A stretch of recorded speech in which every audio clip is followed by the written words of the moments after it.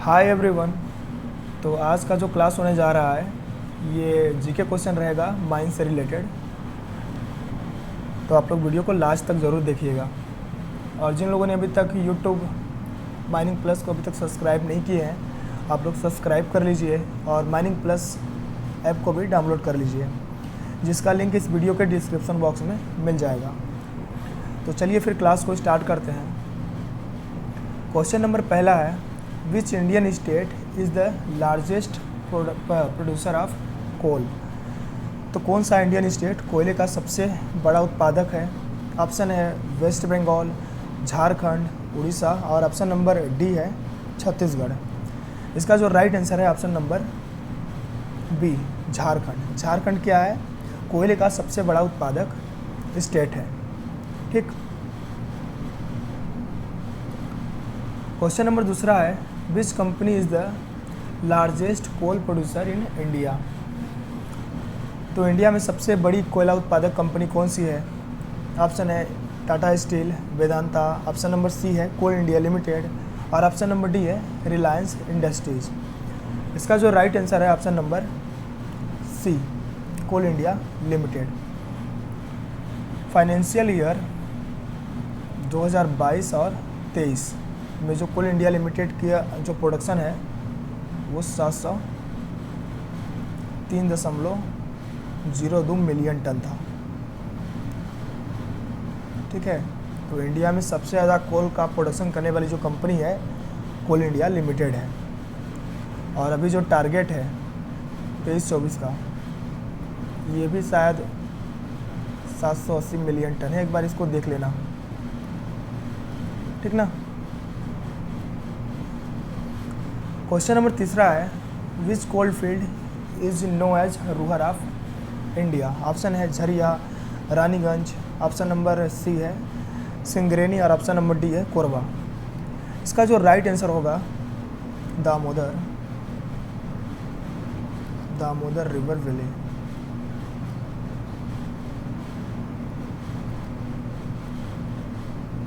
ठीक। Damodar river valley को उसके रिच कोल फील्ड और इलेक्ट्रिसिटी जनरेशन के कारण रूहर ऑफ इंडिया कहा जाता है, जिसके अंतर्गत झरिया कोल फील्ड आता है, रानीगंज कोल फील्ड आता है। ठीक ना। तो ये याद रखना है, रूहर ऑफ इंडिया किसको कहते हैं? दामोदर रिवर वैली को। ठीक।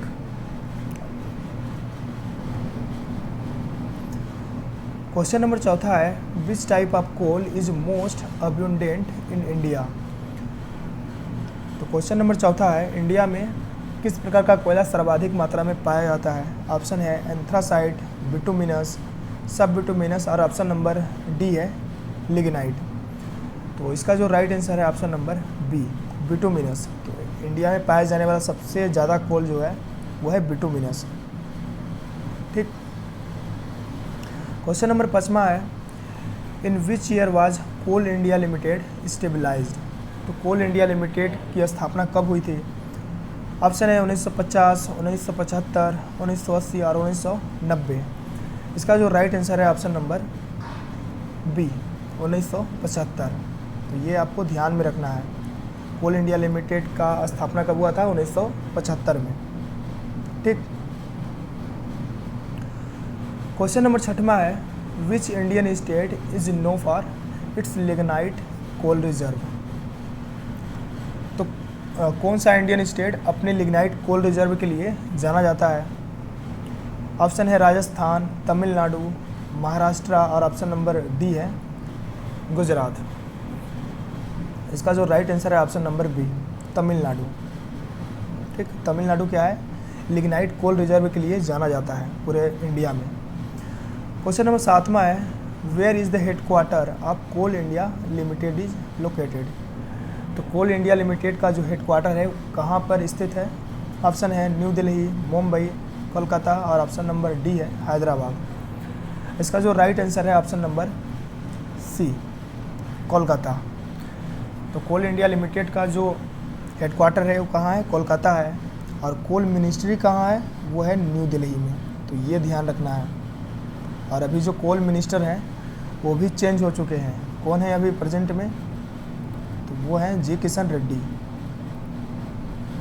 जी किशन रेड्डी। ठीक, इसको आप लोग को ध्यान में रखना है, ये भारतीय जनता पार्टी के एमपी हैं। ठीक,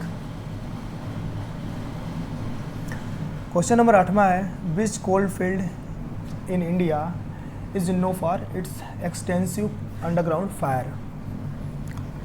तो इंडिया में कौन सा कोल फील्ड अपनी अंडरग्राउंड आग के लिए जाना जाता है? ऑप्शन है Jharia, Talcher, option number C है कोरबा और सिंगरेनी। इसका जो राइट आंसर है ऑप्शन नंबर ए, झरिया। ठीक है, झरिया क्या है? अपनी आग के लिए जाना जाता है, अंडरग्राउंड आग के लिए ये जाना जाता है। ठीक ना, और ये क्या है कि कम से कम इसको 100 साल से ज़्यादा हो चुके हैं अभी आग लगे हुए, 1916 से जल रहा है। और टोटल जो यहाँ पे रिजर्व है झरिया का, यह है 1 टन। ठीक,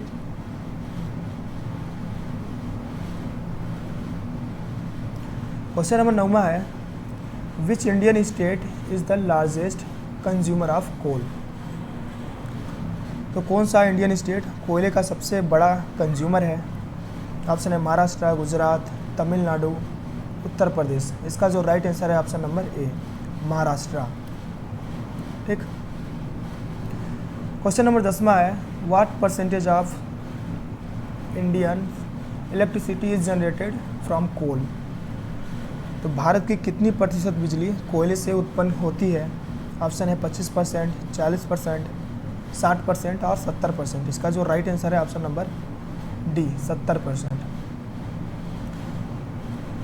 क्वेश्चन नंबर 11वां है, which river basin is associated with the Singareni coal field.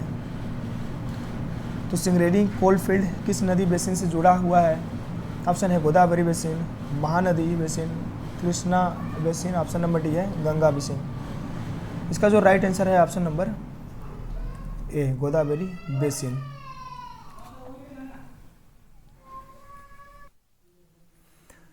Question number 12वां है, which public sector enterprise in India is responsible for coal mining and production.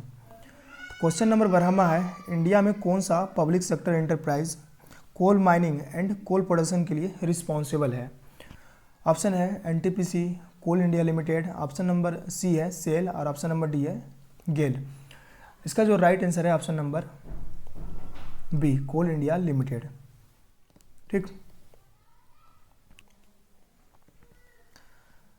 Next question है, which Indian coal mines disaster is considered the worst in term of फर्टिलिटीज।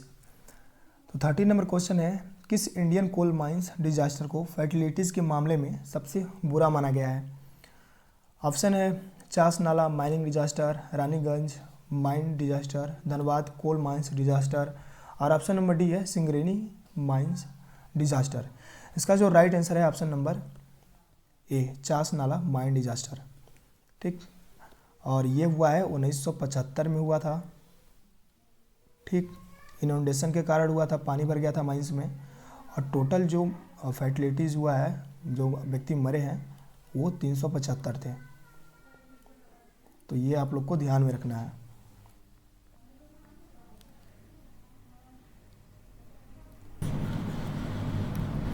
Next question है, in which year was the coal mines nationalization act enacted in India.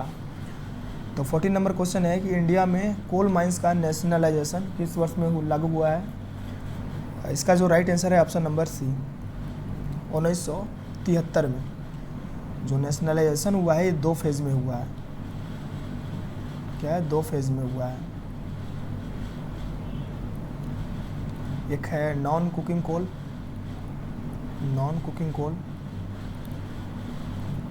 और दूसरा है cooking coal. जो non cooking coal का nationalisation हुआ है ये 1973 में हुआ है, और कुकिंग कोल का 71 और 72 में।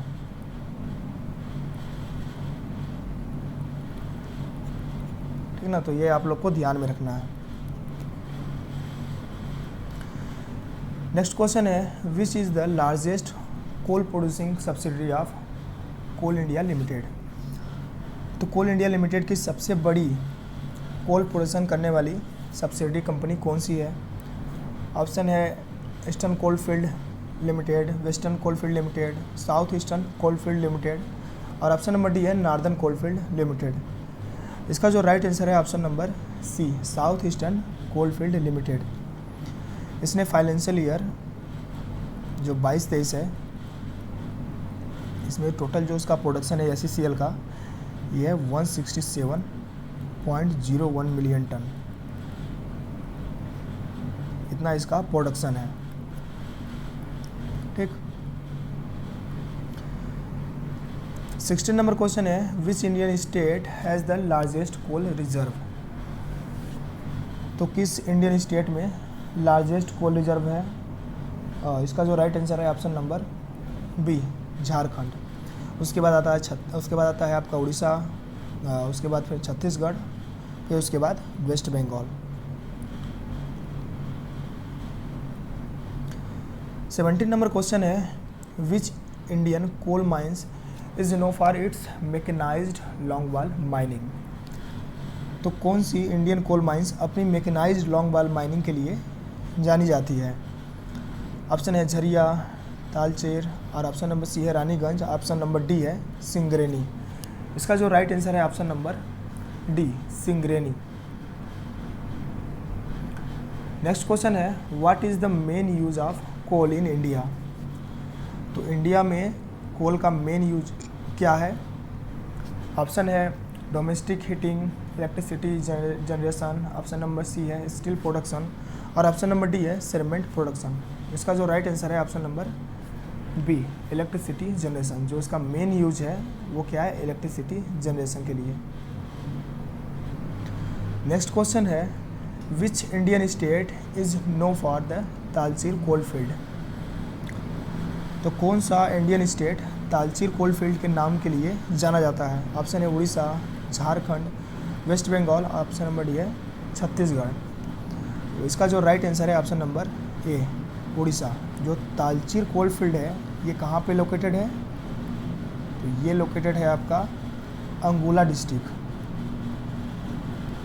अंगुला डिस्ट्रिक्ट, जो कि कहाँ पे है? उड़ीसा में। ठीक ना। नेक्स्ट क्वेश्चन है, which Indian port is a major hub for coal import? तो कौन सा इंडियन पोर्ट कोयला इंपोर्ट का प्रमुख केंद्र है? ऑप्शन है मुंबई पोर्ट, चेन्नई, और Paradip port, option number D है विशाखापट्टनम। इसका जो राइट आंसर है option number C, Paradip port, जो कि कहाँ पे है? उड़ीसा में है।